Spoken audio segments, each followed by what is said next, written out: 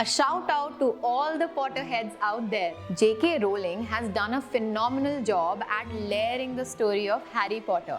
What started originally as a magical tale turned out to be a complex set of life lessons that we can now dive into. So let me take you back to this magical world and share my perspective on it as a psychologist and a spiritualist.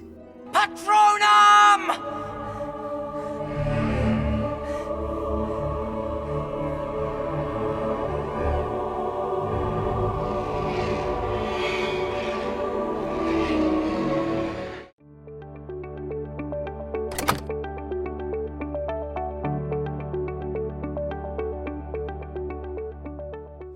Hello my lovely Luminers and welcome to The Laltain, a platform to psychoeducate India. I am Priyanka Kharb, a practicing psychologist, and I'm obsessed with psychology, spirituality and anything that helps me grow and glow from within.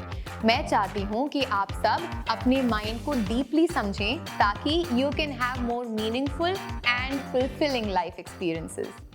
Recently, I posted few reels on Instagram giving my perspective on certain scenes from the movie Harry Potter. And I got so many DMs telling me and asking me to do more. Well, I thought why not turn it into a full-fledged YouTube video. Guys, if you haven't watched those reels, I'm putting the link in the description below. Go have a look. Harry Potter for me is a movie, is a story, is a book that I have grown up with. When Harry Potter was 11 and the book was released for the first time, I was also of the same age. And everybody from my generation knows this, that we have grown up as Harry Potter, Hermione and Ron grew up. And what started as a kids movie turned out to be so spiritual by the end. Well, let me share that I have this very old habit of always learning from the stories that I have been exposed to, whether that is those बचपन में जो हम story books पढ़ते थे उससे जो learnings होती थी, same thing I transferred to movies and to series. And let's use this skill of mine to deep dive into how we can learn from Harry Potter.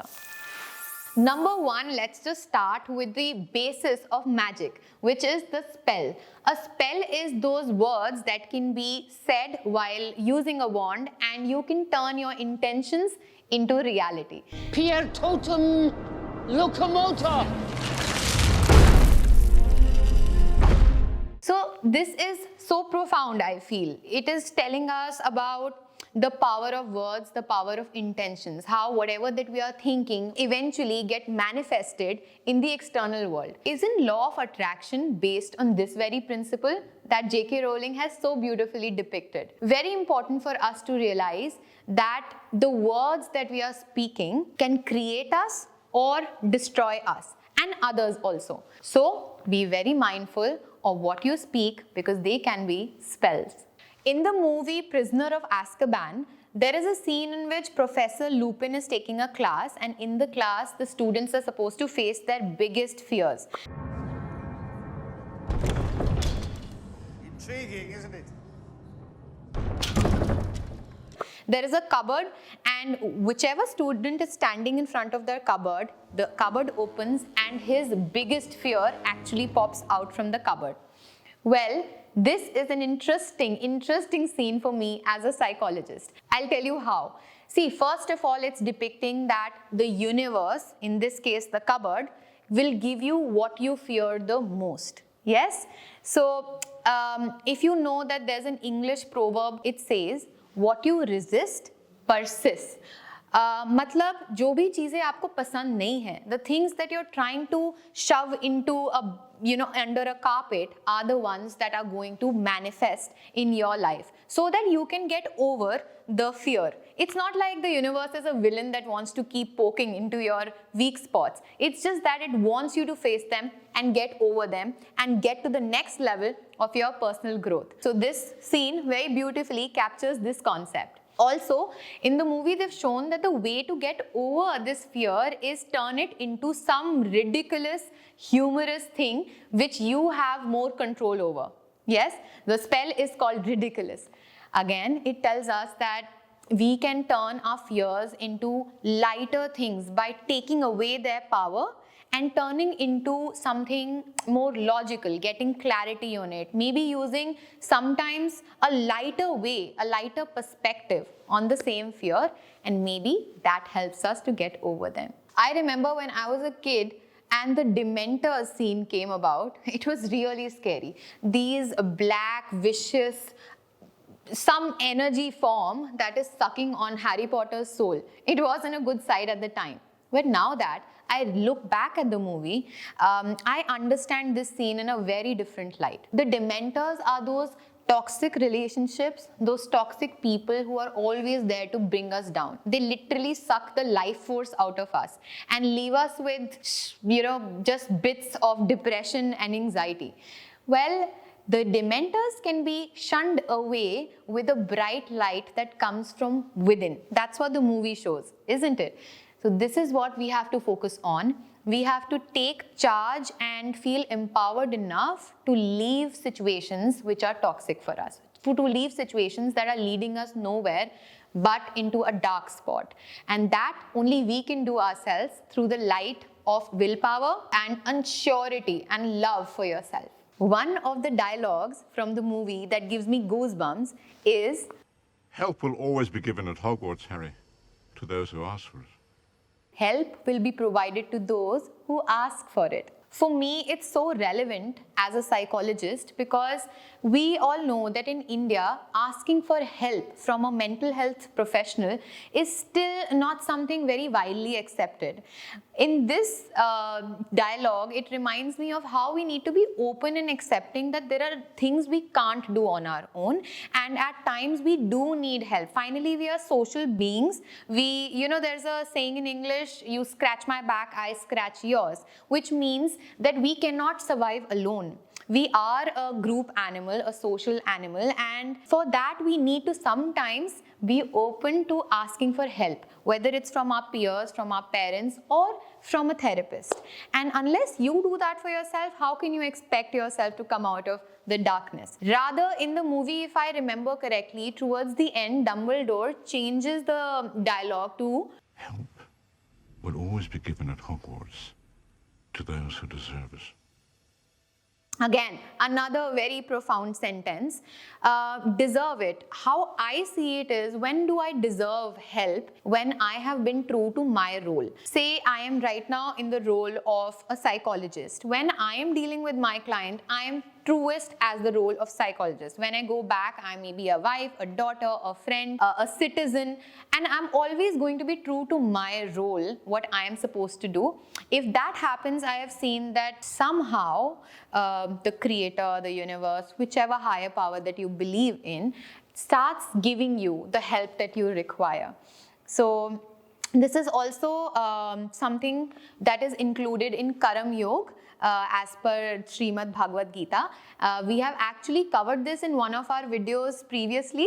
I've also tagged that link in the description box. Do look at it, how Karam Yoga and psychology are actually interlinked.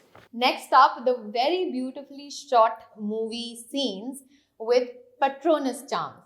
If you remember that whenever Harry is stuck in some problem, the Patronus charm comes into play and saves him or guides him or shows him the way forward.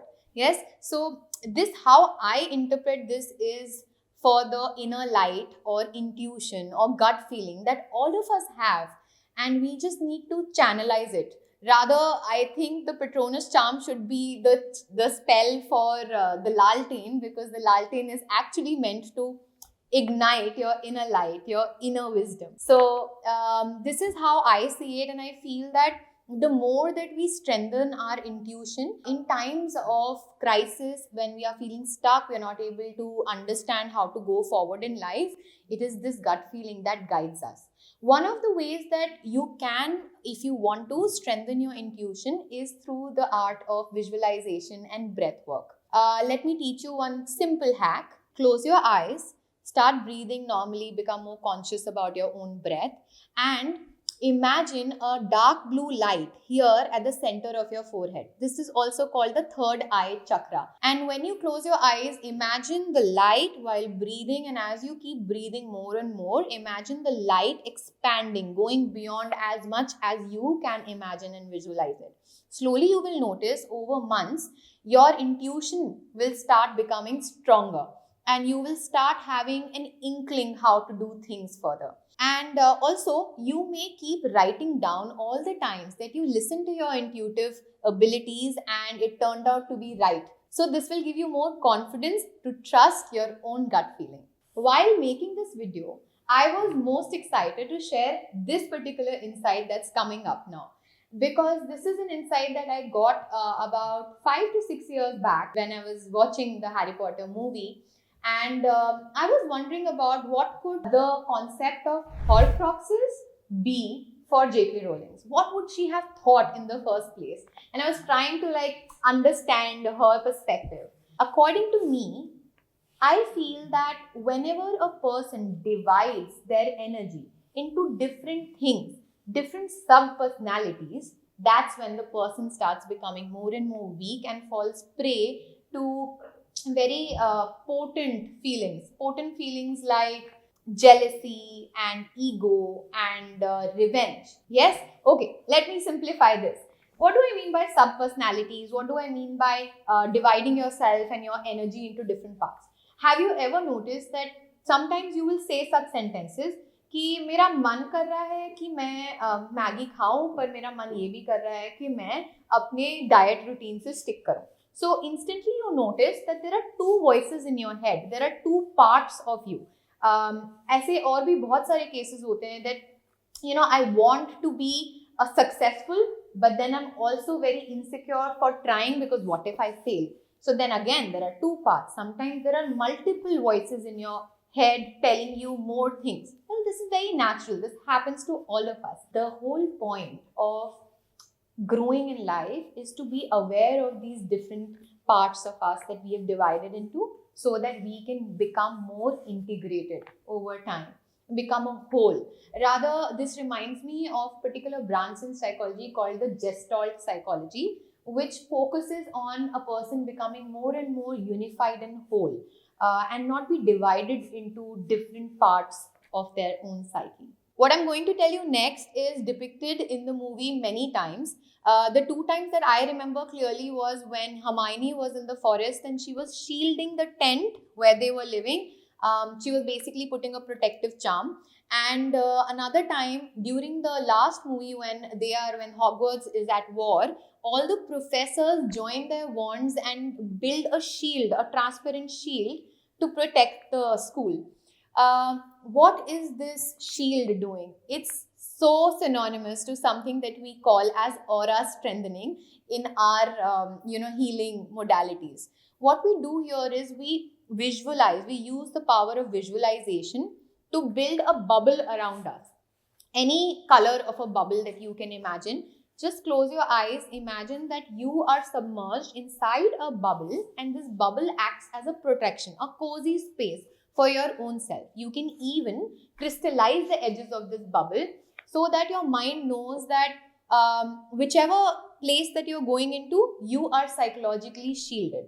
What I feel is not at all times we can avoid the places which make us feel negative. Sometimes we have to go to family functions that we know we are not going to be comfortable at. We have to go to jobs that we don't feel very satisfied with. So when we know from before that we are going to go into a negative space, it's always good to protect your aura and yourself psychologically so that you don't get affected by it. Do you remember the tale of three brothers in the movie Deathly Hallows, where the three brothers face death and then they take some gifts to kind of avoid death? Among these three brothers, the one that lives the most peaceful life is the one that befriends death, who accepts death as a natural event of life and doesn't fear it. He's the one that lives the most contented life. Well, this reminds me of a book by Sadhguru. The book's name is Death, and it is a wonderful eye-opener. It gives you such a different perspective on how to see death and how to equate it with birth as if nothing is different. See, कभी कभी हम लोग अपने बच्चों के सामने या even as adults कभी डेथ की टॉपिक के बारे में बात भी करें, so everybody else tells us to not talk about it, it's negative, why you talking, अशुभ मत बोलो. But you know, when we are talking about this topic, it's not like we want somebody to, you know, experience it. We are just talking about it so that we get prepared mentally for a very natural thing of life. Whatever has been created will get destroyed someday. So why not be better mentally prepared for it? Maybe someday I can make an entire video sharing my perspective on death.